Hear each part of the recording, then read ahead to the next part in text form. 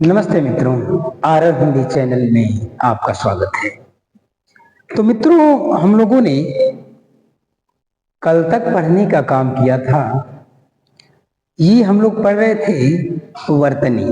देखिए, आपको जो कुछ पढ़ाया जा रहा है, जो कुछ आपकी इस बीटीसी फर्स्ट सेमेस्टर के सिलेबस में मैंने आपको जो कुछ पढ़ाया है, ये सारी की सारी चीजें आपकी परीक्षा की दृष्टिकोण से सुनिश्चित प्रश्न इसमें आएंगे। और ऐसा भी नहीं है कि इसमें से आपको प्रश्न न फंसे। अभी अभी जो वर्तमान समय में पेपर जो बीतने का काम किया हुआ है, मैंने देखा उस पेपर को लेकर के कि आपका ज्यादा से ज्यादा प्रश्न, जितना चीज मैंने आपको कम समय में पढ़ाने का काम किया था, जितना भी कोर्स मैंने आपको देने का काम किया था, ये सब के सब वहीं से आया था, इससे बाहर कहीं नहीं गया था। और मैंने एक बार नहीं, आपको मैंने कई बार बताया कि देखिए, आप लोग कहीं बाहर मत जाइए। आपको और किसी किताब की आवश्यकता नहीं होगी। आप लोग जो सीरीज खरीदने का काम करते हो, इसकी भी आवश्यकता आपको नहीं है। अगर सच में आपने ध्यानपूर्वक अगर इस वीडियो को देख लिया, तो मैं बता रहा हूं कि निश्चित रूप से 25 में आपका 20 नंबर तो तय है। हो सकता है 25 भी आपका आ जाए, 25 to 25 भी आ सकता हो, वो आपके कवर करने के ऊपर है, ये भी हो सकता है। लेकिन मैं बताऊं, आपका 20 नंबर से कम कभी नहीं होगा। अगर इन सारे वीडियो को केवल आप देख लेने का काम करें, आपका मुश्किल से 10 या 15 दिन में कोर्स आपका कवर हो जाएगा। अगर एक दिन में भी एक वीडियो देखने का काम करेंगे, तो आपका कोर्स पूरा कवर हो जाने का काम करेगा। इसलिए आपको किसी की आवश्यकता नहीं, किसी सीरीज की आवश्यकता नहीं है। लेकिन आप लोग निश्चित रूप से क्लास को देखिएगा, और आपके जो भी भाई बहन हैं, जो भी मित्रगण हैं, उन लोगों को भी आप ये बता देने का काम करिए। अगर आप उनका, देखो सामान्य सी बात है, अगर आप दूसरे का कल्याण चाहोगे तो निश्चित रूप से आपका भी कल्याण होगा।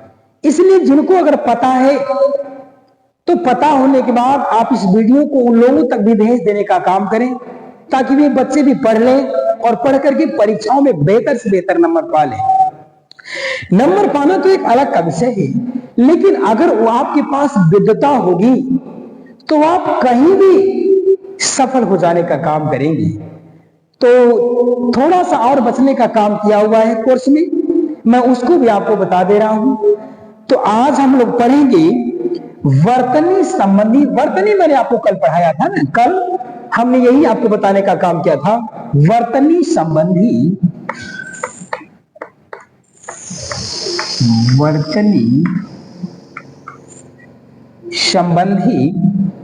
अशुद्धियों के कारण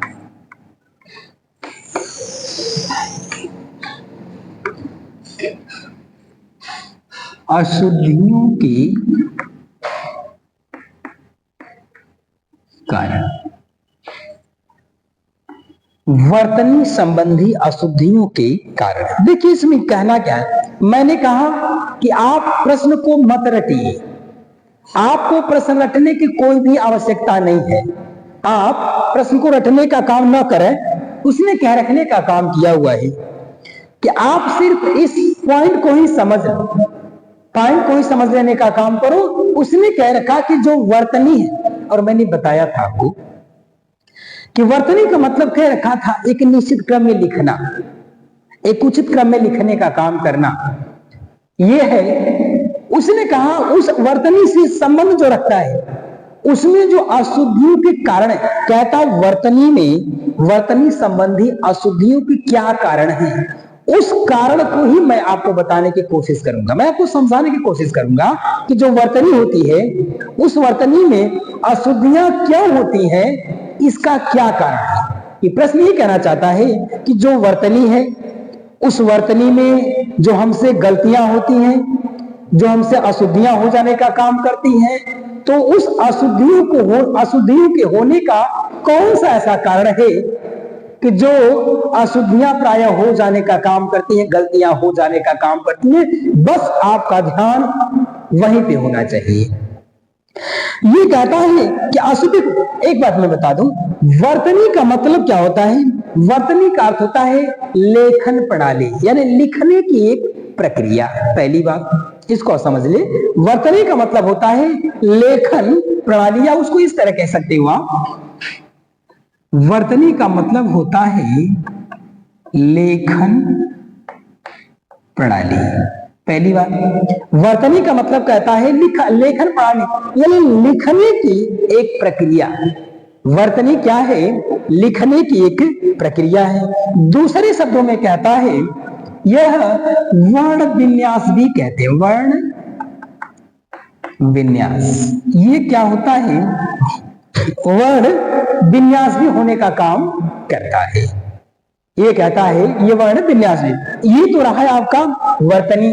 अब हम आपको ये बताने की कोशिश कर, मैंने अभी अभी आपको जो बताया कि जो अशुद्धियां होती हैं, इन अशुद्धियों के होने के क्या कारण हैं, उसी को मैं बताना चाहता हूं। पहला कारण बता रहा हूं, ये मच्छर कहां से है भाई? कहता है, उसने कह रखा है कि अशुद्धियों के जो कारण होते हैं, जो कारण हैं, उन कारण को ही मैं आपको बता रहा हूं। कहता अशुद्धियों के कारण क्या है? असावधानी, असावधानी। कहता उसने अशुद्धि का पहला कारण है असावधानी, क्योंकि हम लोग जो लिखते हैं या आप लोग जो लिखने का काम करते हैं, तो उस लेखन में किसी भी प्रकार के सावधानी आप लोग बरतने का काम नहीं करते। बस आपको ये है कि कोई बोल रहा है, या मैं देख रहा हूं, मैं उसको लिख रहा हूं, या सुन करके लिख रहा हूं, चाहे देख करके लिख रहा हूं। बस आपके दिमाग में ये बात आ जाती है कि हमें क्या करना है? सिर्फ लिखना है। और उसी लेखन में अशुद्धियां होती हैं, तो वर्तनी जो हमारी होती है, वह वर्तनी क्या होती है? अशुद्ध हो जाने का काम करती है। ये तो रहा। पहली बात कहता है कि असावधानी, हम लोग क्या करते हैं? सावधानी बरतने का काम नहीं करते हैं, इसलिए क्या कहता? असावधानी। दूसरी बात कहता है अशुद्ध उच्चारण, अशुद्ध। दूसरी बात कहता है अशुद्ध उच्चारण। हम लोग क्या करते हैं कि अशुद्ध उच्चारण ही करने का काम करते हैं, यानी उच्चारण जो हमको है शुद्ध करना चाहिए, लेकिन हम लोग शुद्ध न करके अशुद्ध उच्चारण करने का काम करते हैं। अब अशुद्ध उच्चारण का क्या मतलब है? उसने ये कह रखा है, जैसे सामान्य सी बात है, हम जो गलती करते हैं, कि हमें लगता है कि गलतियां हमसे हो गई, लेकिन मेरी गलतियों को मेरा परिवेश सीखता है, मेरा आने वाला बालक सीखता है, हमारी पीढ़ी में जो जीवन यापन कर रहे, जो छोटे हमसे बच्चे हैं, वो सीख रहे हैं। हम जिस गलती को करने का काम करेंगे, हमारी पीढ़ियां उसको सीखने का काम करेंगी। सामान्य सी बात है, हम लोग अशुद्ध उच्चारण निश्चित रूप से हम खुद करते हैं। ये हमारे बच्चों की गलतियां नहीं है कि जो बच्चे अशुद्ध उच्चारण करने का काम करते हैं या बोल देने का काम करते हैं, तो ऐसा नहीं है कि वे जानबूझ के बोलते हैं। गलतियां तो हमसे होती है, लेकिन हम स्वीकार ही नहीं करने का काम। जैसे सामान्य सी बात आप मान लीजिए, सामान्य बात ये कहता है अशुद्ध उच्चारण, जिस शब्द का, जिस वर्ण का अगर हम लोगों ने शुद्ध उच्चारण करने का काम न किया, तो वह निश्चित रूप से अशुद्ध हो जाएगा। और अशुद्ध उच्चारण जब मैं करने का काम करूंगा, तो ये तो जाहिर सी बात है कि हमारे परिवेश में रहने वाला जो बालक है, वह भी मेरे उच्चारण को सुनने का काम करेगा। और जब सुनने का काम करेगा, तो वह निश्चित रूप से सीख जाएगा, और सीखने का काम करने के बाद वह निश्चित से प्रयोग भी करना शुरू करेगा। तो उसको तो ये लग रहा है, उस बालक को, कि मैं जो बोल रहा हूं सही बोल रहा हूं। जाहिर सी बात है, उसको ये लग रहा है कि मैं जो कह रहा हूं, मैं जो बोल रहा हूं, ये तो सही बोल रहा हूं। सुनने वाले को लगता है कि अशुद्ध। सामान्य सी वजह से बड़े लोग क्या करते हैं गलती, एक सामान्य सी बात है, चलता फिरता शब्द मैं आपको बता रहा हूं, जिससे आप लोग परिचित हो। जैसे अगर एक बेचने वाला हो, चाहे आपके घर की वजह से तमाम लोग हैं, अगर बेचने वाला आ गया, कहता है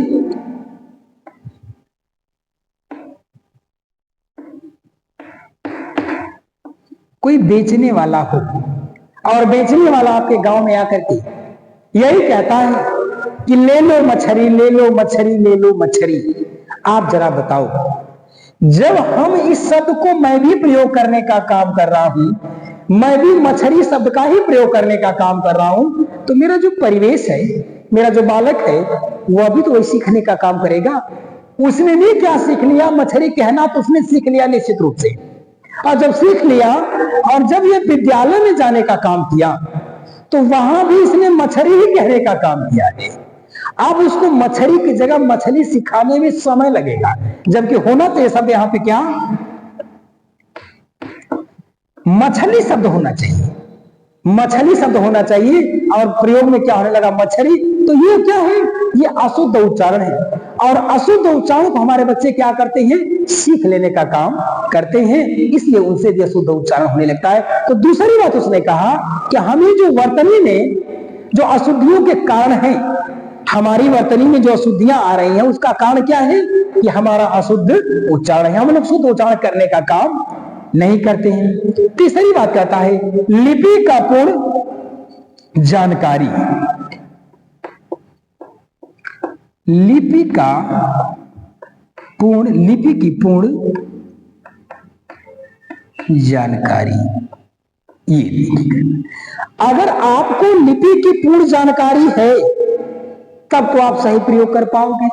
अगर पूर्ण जानकारी नहीं है तो आप सही प्रयोग नहीं कर पाने का काम करें। इसलिए लिपि की आपको पूरी तरह से जानकारी होना चाहिए। न होने के कारण अशुद्धियां होने का काम करती हैं।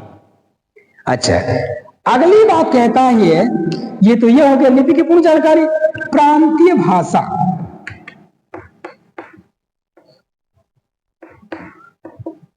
प्रांतीय भाषा, और प्रांतीय भाषा का मतलब होता है प्रादेशिक भाषा, यानी हर एक प्रदेश की अपनी की निश्चित भाषा, निश्चित बोली होती है।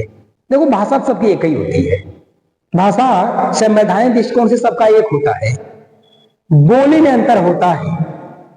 जैसे सामान्य सी बात है, आपके प्रदेश में किसी चीज को कुछ और कहा जाता हो, मेरे यहां उत्तर प्रदेश में कुछ और कहा जाता हो। ये क्या है? प्रांतीय भाषा। तो प्रांतीय या प्रादेशिक भाषा के कारण भी वर्तनी में अशुद्धि हो जाने का काम करते हैं।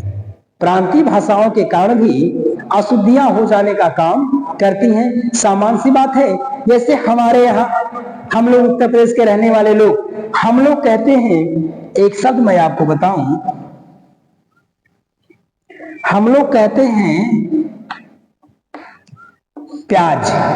हमारे यूपी वाले लोग कहते हैं प्याज।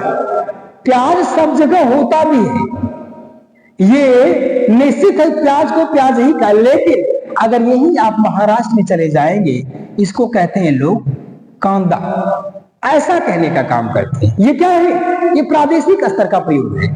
इसने कह रखा है ये जो प्रादेशिक भाषा है, तो प्रादेशिक या प्रांतीय भाषाओं में हमारे क्या मिलने का काम करता है? अंतर मिल जाता है। दूसरा कहता है अनुनासिक।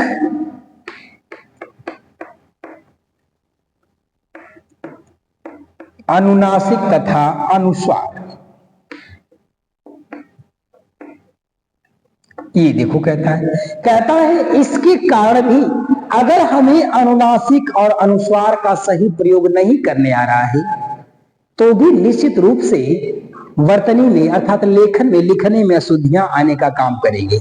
सामान्य सी बात ये कहना चाहता है वह कि अनुनासिक और अनुस्वार, अनुनासिक और अनुस्वार में बड़ा थोड़ा सा ही अंतर है, और वही आगे का पीछे कर देने से उसका भावार्थ ही बदल जाने का काम करता है।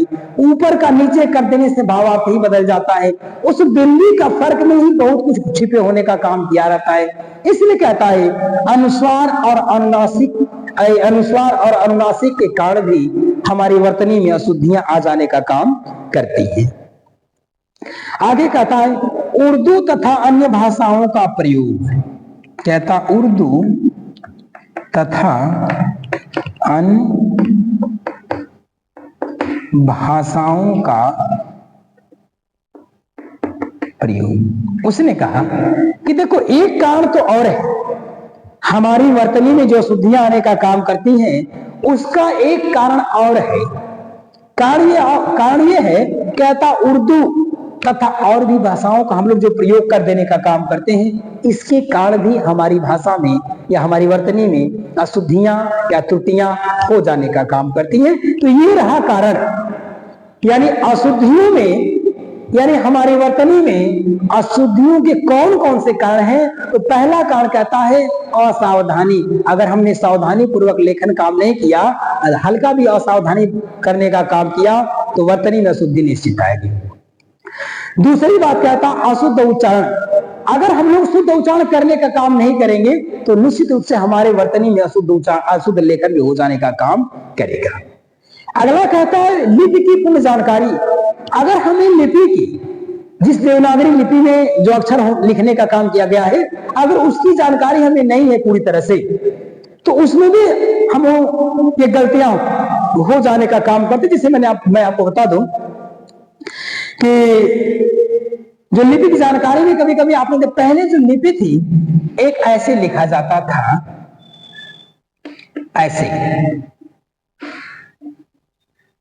ऐसे झ बनाया जाता था, लेकिन इसका रूप आप बदल करके ये हो जाने का काम किया हुआ है।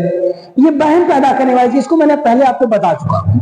इसकी बात नहीं, कहता है कि लिपि में ये लिपि की पूर्ण जानकारी होनी चाहिए।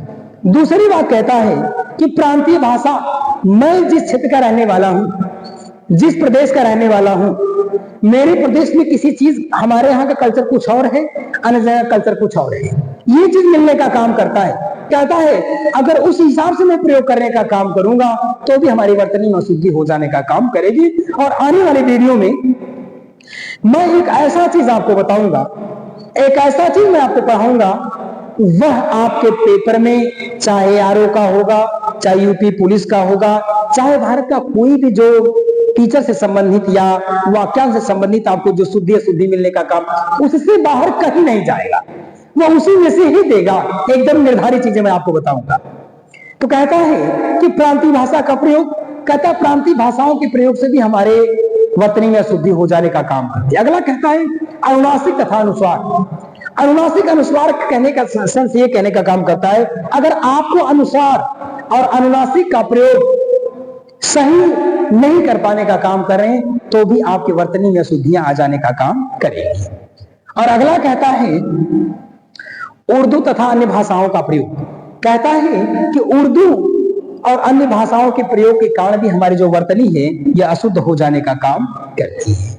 ये तो रहा अशुद्धि के कारण, यानी हमारी जो वर्तनी है उसमें अशुद्धि के कारण।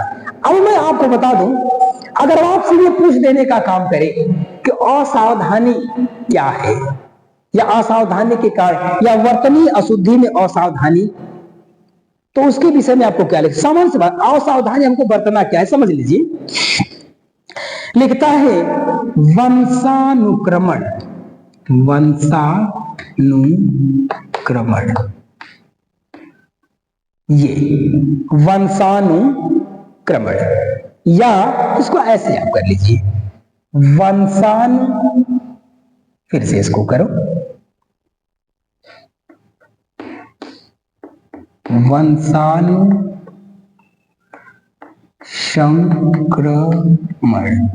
ये शब्द है। शब्द लिखना है हमको वंशानुसंक्रमण या वंशानुक्रमण, ऐसा ही लिखना है। अगर लिखना हो वंशानुक्रमण, अगर ऐसा, चाहे ऐसा लिखना हो चाहे ऐसा लिखना हो, चाहे वंशानुसंक्रमण लिखना हो चाहे वंशानुक्रमण लिखना है, देखो दोनों को मिला के एक किया है। ये जो किया है इन दोनों शब्दों को मिला के एक कर देने का काम किया हुआ है, और यहां दोनों अलग अलग है।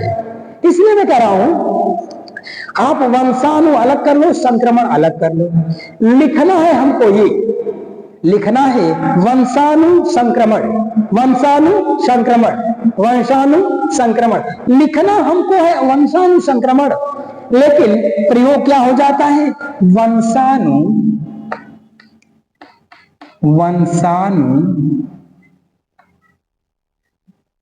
हो जाता है इसका प्रयोग वंशानुत्क्रमण।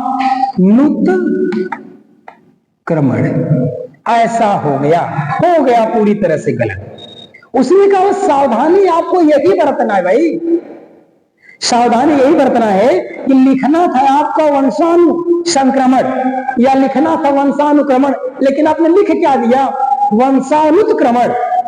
इसलिए कहता है यही सावधानी बरतना है कि शब्द क्या है और मैं क्या लिख रहा हूं, निश्चित उसका अर्थ होना चाहिए सही चीज का। ये असावधानियां हैं, ये रहा आपकी असावधानी। अगला कहता है अशुद्ध उच्चारण। अशुद्ध उच्चारण करने का मतलब ये कहता है लगाना हो आपको श और इसकी जगह पर स की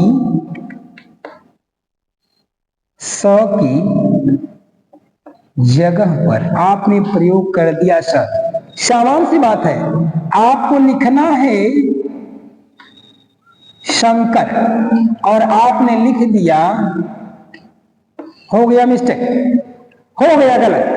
कहता बस ध्यान तो हमको यही देने का काम करना है ना, ध्यान हमें यही देना है कि शब्द वाकई में है क्या। इसलिए कहता है कि शुद्ध उच्चारण शंकर, ये लिखा है शंकर, ये लिखा है शंकर। तो कहता है शुद्ध उच्चारण यदि नहीं होगा तो निश्चित रूप से अशुद्धि होगी। अगला कहता है कि लिपि की पूर्ण जानकारी।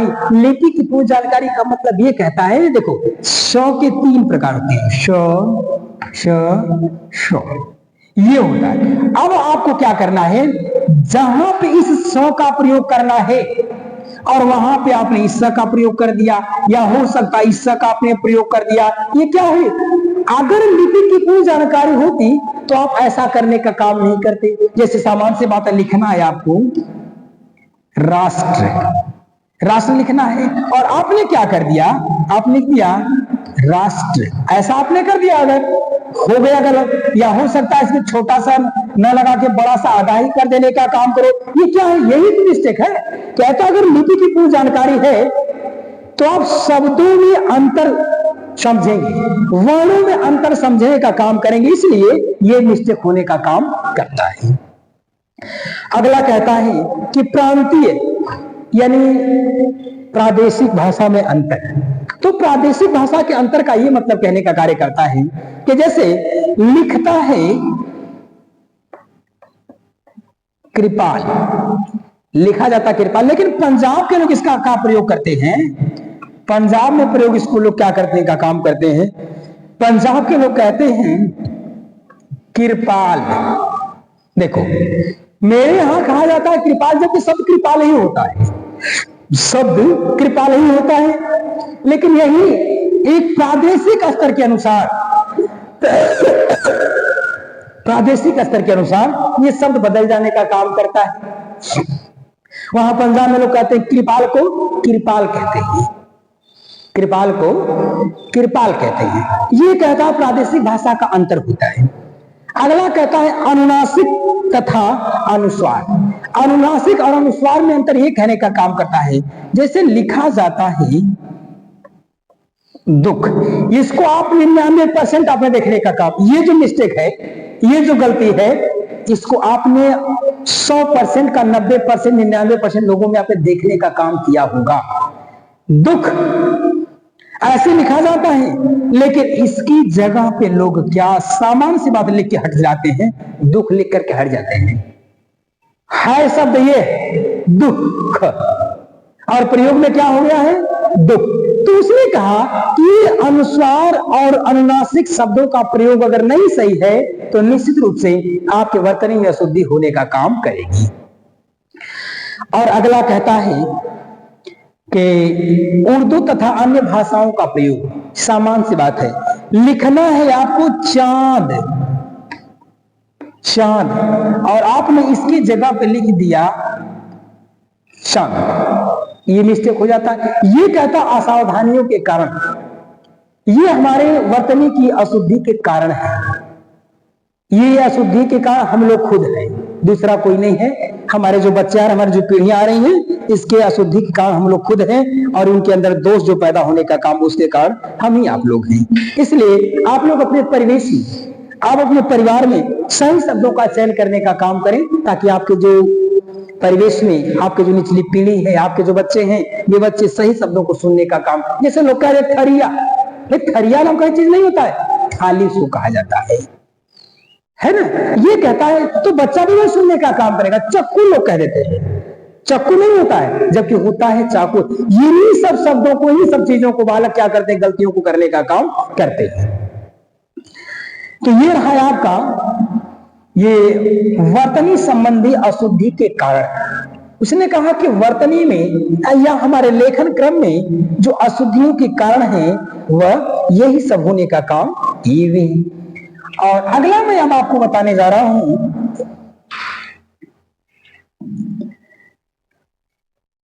वर्तनी संबंधी अशुद्धियों के दूर कर, इसको देखो, दूर करने के उपाय कहता है। वर्तनी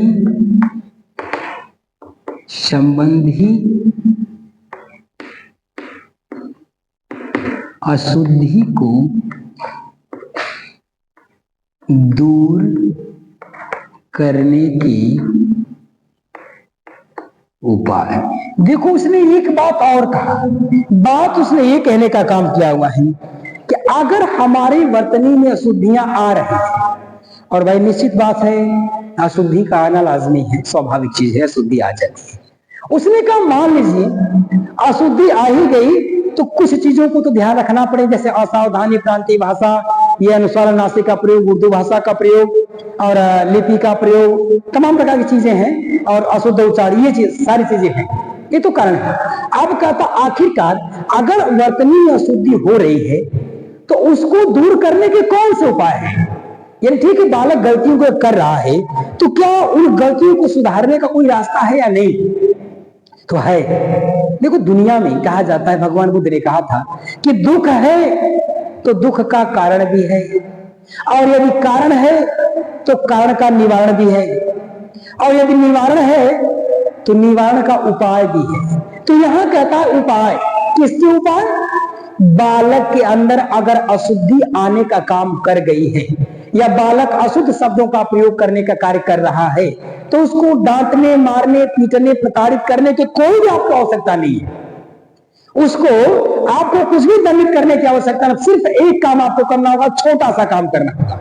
वह काम क्या होगा, कहता उसकी अशुद्धियों को दूर करने का बड़ा सरल सा उपाय है। आप पहला काम करो, पहला काम आपका होना चाहिए कि शुद्ध उच्चारण। बस आप यही करो, उसको न मारने की जरूरत है, ना हाथ पकड़ के बताने की जरूरत है, ना तो उसको सिखाने की जरूरत है। बस आप एक क्या काम करना कि आप लोग शुद्ध उच्चारण करना शुरू कर दो। भाई को भाई ही कहो, भैया न कहा जा तो ठीक है। ये चीज कहना चाहता है कि जो चीज भविष्य में काम आने वाली चीजें हैं, बालक के भविष्य जिससे सुधारा जा सकता है, उन सारे शब्दों का प्रयोग आप परिवार में करो, और परिवार में करने के फलस्वरूप ही बच्चों के अंदर सुधार होने का काम करेगा। उनको कहीं कुछ करने की आवश्यकता नहीं होगी, बस आप सुधर जाओ तो सामने वाला भी सुधर जाने का काम करेगा। वो कहा गया है ना कि बुरा जो देखन मैं चला तो बुरा न मिलिया को, और जो दिल ढूंढू अपना तो मुझसे बुरा न कोई। कबीर साहब ने कहा था कि बुराई खोजने की कहीं आवश्यकता नहीं है, किसी ने बुराई देखने का काम न किया जाए। अपनी बुराई को अगर मैं दूर कर देने का काम करूं तो दुनिया की सारी बुराई खत्म हो जाएगी। आप जिस दृष्टिकोण से जिसको देखने का काम, वैसा आपको दिखाई देने का काम करेगा।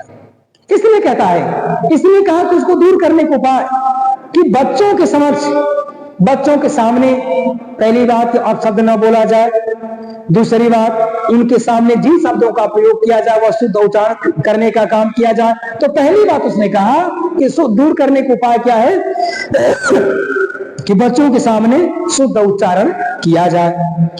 दूसरी बात कहता है वह लिपि संबंधी ज्ञान, लिपि संबंधी ज्ञान, यानी आपके पास खुद का जो लिपि है उस लिपि का ज्ञान आपके पास खुद का होना चाहिए।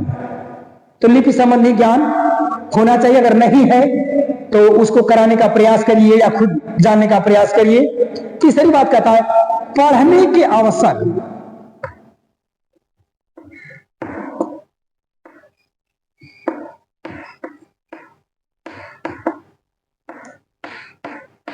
पढ़ने के अवसर, उस बालक को पढ़ने का समय दिया जाए, उसको पठन पाठन करने के लिए अवसर देने का काम क्या, समय देने। बच्चों को बहुत काम का बोझ न डाला जाए, उसको ज्यादा ज्यादा पढ़ने का समय दिया जाए। इसलिए कहता है कि उसको पढ़ने का अवसर दिया जाए। और अगला कहता है कि शब्दकोश का प्रयोग, शब्दकोश का आप बच्चों के सामने इतना शब्दकोश का प्रयोग करो, इतने शब्दकोश का प्रयोग करो। एक शब्द के जब तक आप 2-4 वाक्यांश न बता सको, एक शब्द को 2-3 तरीके से जब तक आप बताने का प्रयास न करो, जितने ही शब्दकोश बच्चों के सामने प्रयोग करने का काम करेंगे तो उतना ही शब्दकोश बच्चों के अंदर भी बढ़ने का काम करेंगे। इससे क्या होगा, ये दोष को दूर करने के उपाय कुछ मत करो, आप उसको मत प्रताड़ित करो, मत दंडित करो, बस क्या करो, शब्दकोश का प्रयोग आप खुद करो। आज जब खुद करने का काम करेंगे तो बच्चे के अंदर भी शब्दकोश आ जाने का काम करेगा। अगला कहता है व्याकरण का ज्ञान, व्याकरण का ज्ञान कहता है कि आपको खुद का व्याकरण का ज्ञान होना चाहिए, तब बच्चे को व्याकरण का ज्ञान आप कराने का कार्य करेंगे। देखो व्याकरण क्या है, एक प्रकार की सारी, जैसे होता है रस होता है, आप जानते हो कि खांड को, गुड़ को, शक्कर को आपने पानी में भिगो देने का काम किया, गला देने का काम किया, तो आप जानते हो रस तो बन गया। लेकिन उस रस में क्या कमियां हैं, उसकी छलनी होती है जिसे छानने का काम किया जाता है। तो उसी प्रकार से आपने सारा कुछ पढ़ लेने का काम किया हुआ है, लेकिन व्याकरण क्या है, एक प्रकार की छलनी है। इस पे छान करके ही, इसको व्याकरण की कसौटी पे खड़ा करके ही आप प्रयोग करने का काम करेंगे। तो ये आपका रहा कि दोष को दूर करने के उपाय, यानी बच्चों के अंदर अगर अशुद्धियां हैं तो उन अशुद्धियों को दूर करने के सब क्या है, उपाय है। इससे बच्चों के अंदर की जो अशुद्धियां हैं दूर निश्चित रूप से हो जाने का काम करेंगे। ये आपका 2 टॉपिक समाप्त हुआ। और अगली टॉपिक में देखो, कहीं कुछ भी नहीं करना, आपको किसी किताब, किसी सीरीज की आवश्यकता नहीं पड़ेगी, सिर्फ आप इस वीडियो को देख लीजिएगा, आएगा निश्चित इसी में से, और कहीं से बाहर तो नहीं आएगा, इससे हटके कुछ भी नहीं देगा। अगला है शुद्ध वर्तनी क्या है।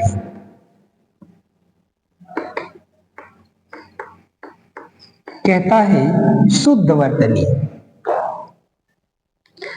शुद्ध वर्तनी, अगर ऐसा प्रश्न आपके सामने दे दे कि शुद्ध वर्तनी क्या है, तो आपका सामान्य सा उत्तर होगा, सामान्य सा उत्तर होगा एक प्रकार का, वाक्य भाषा की महत्वपूर्ण इकाई है। वाक्य भाषा की महत्वपूर्ण इकाई है। कहता है कि जो वाक्य होते हैं, ये जो वाक्य होते हैं ना, यह वाक्य भाषा की महत्वपूर्ण एक प्रकार की इकाई है, यानी भाषा के महत्वपूर्ण एक प्रकार के पक्ष, इसके बिना भाषा नहीं हो सकती। वाक्य जो होते हैं भाषा की सबसे घनिष्ठ इकाई है, सबसे घनिष्ठ उसका संबंधी है। दूसरी बात कहता है, दूसरी बात कहता है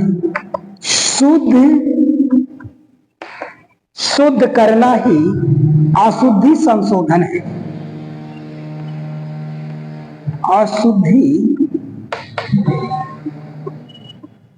शुद्ध करना ही अशुद्धि संशोधन है।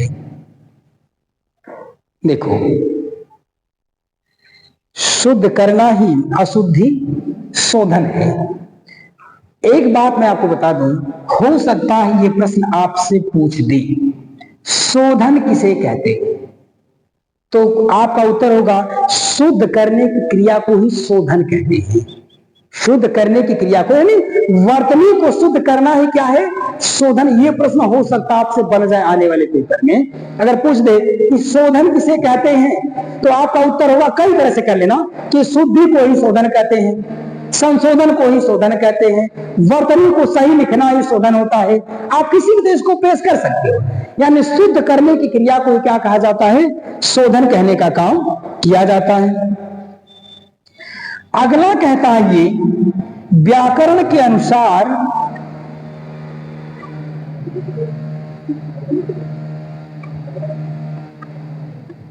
कहता है व्याकरण के अनुसार वाक्य शुद्ध होता है, वाक्य शुद्ध होता है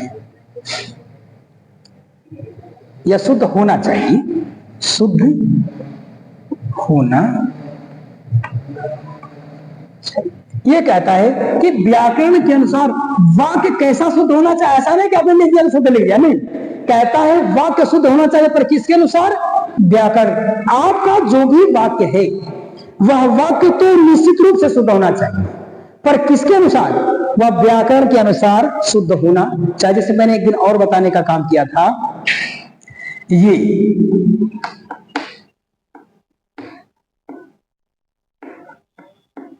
ये देखिए, ये पूर्वांचल, ये जो लिखा है पूर्वांचल, ये व्याकरण के दृष्टि से शुद्ध है। आप चाहो तो लिख सकते हो, लिख सकते हो, पूर्वांचल लिख सकते हो ऐसे भी, लेकिन अभी यह शुद्ध नहीं है, यह अशुद्ध होने का काम किया हुआ। इसलिए शुद्ध कैसे होना चाहिए? व्याकरण के दृष्टिकोण से शब्द को शुद्ध होना चाहिए। अगला कहता है अस्पष्टता और सतर्कता का ध्यान आवश्यक। अस्पष्टता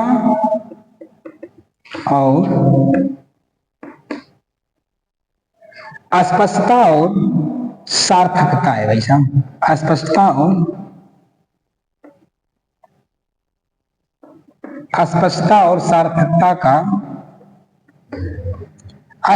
और सार्थकता का ध्यान आवश्यक है, ध्यान आवश्यक। इसलिए देखो ये 4-5 चीजें हैं। कहता है कि जो वर्तनी शुद्ध, जो शुद्ध वर्तनी है, कहता है अस्पष्टता और सार्थकता का ध्यान देना चाहिए। एक शब्द आपसे हो सकता है पूछे पक्का, वो मैंने बताया शोधन। अगर आपसे पूछे शोधन क्या है, तो आपका उत्तर होगा कि वाक्य के संशोधन को ही शोधन कहते हैं, या शुद्ध वर्तनी को ही क्या कहते हैं? शोधन कहने का काम किया जाता है। ये तो रहा आपकी अशुद्ध वर्तनी के प्रकार, अशुद्ध वर्तनी के अर्थ, उसको दूर करने के उपाय। इन सारी चीजों को मैंने आज आपको बता देने का काम किया। कल आने वाली वीडियो में मैं आपको वही चीज बताने का काम करूंगा जो निश्चित रूप से आपके पेपर में आते हैं। उन्हीं सब चीजों को बताने का मैं प्रयास करूंगा। तब तक के लिए धन्यवाद। जय भारती, जय विद्यार्थी।